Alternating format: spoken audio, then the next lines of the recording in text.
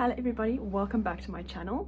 So today's video is a cooking video and I am going to be making my peanut butter biscuits.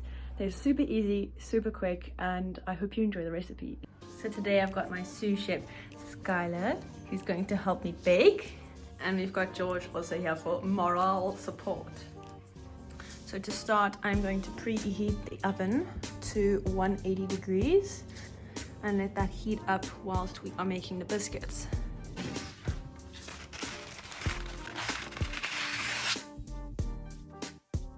So I've got 5 mils of vanilla essence, 5 mils of salt, and 10 mils of baking powder, 200 grams of flour, which I need to still sift, which I will do, a tin of condensed milk, 100 grams of sugar, and 200 grams of peanut butter. There isn't any butter in this recipe specifically because the peanut butter will act as the butter agent.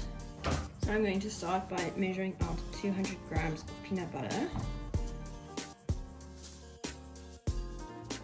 And then I'm going to be adding in my vanilla essence. And now I'm going to be adding my condensed milk.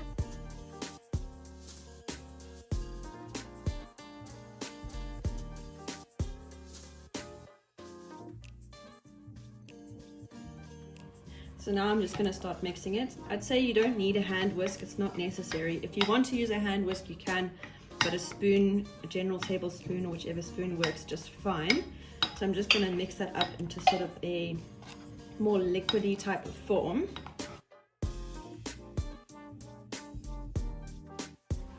Now that that's done, I'm going to be adding in my 5 mils of salt, my 100 grams of sugar. I'm going to then also sift in my baking powder, and with that I'm going to sift in the flour. I'm going to just start mixing it. So now the mixing part can get a bit strange because obviously there's a lot of dry ingredients in this.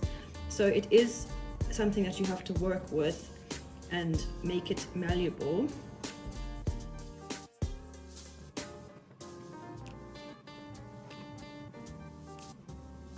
As you can see, it's starting to all form together and get thicker. And half the flour is on the side of the bowl, but it's okay. It's just for the aesthetic, obviously. Starting to form and clump quite nicely now. And the reason why I wouldn't personally use a hand mixer is because it is a thicker mixture. So if you mix it, the mixture is just going to go up the whisk section. So I think a spoon is just preferred. So one of my suggestions that I would potentially add in, I'm just not adding it in today, is a little bit of lemon zest. Just the zest of the lemon is fine, I would say, not the lemon juice. It just sort of adds that contrast and flavor. However, today I'm just not doing it. But if you want to try that flavor, it is a very nice complementary flavor to the peanut butter, and it sometimes adds like moisture into the biscuits, so that's a suggestion for you. Now I have my mixture. It is pretty solid. I don't know if I trust it enough to put it over my head, but it's solid.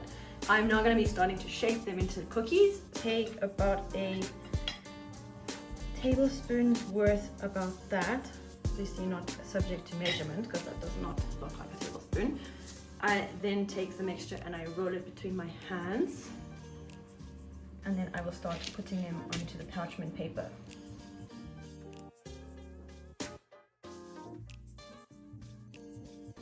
So now I have got them all laid out on the parchment paper, but because they're still quite round and bulbousy, I am now going to go in with a fork and sort of squish them down and create that kind of checkered pattern. So I'm going to start doing that for all of them.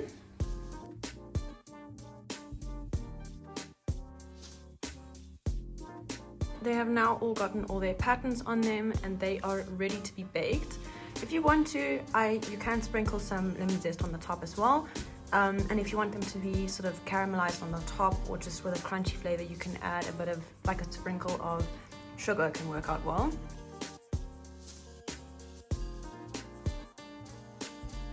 Bake these for about 10 to 15 minutes in the oven, or until you can see that they're nice and golden on the outside. Whilst we are waiting, Master Gerald decided to join us and help us bake the cookies. Eh?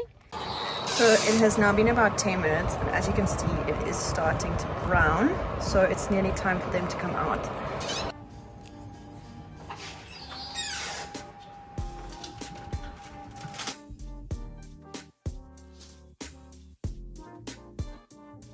So I've now given it some time, and they are nicely formed, nicely solid.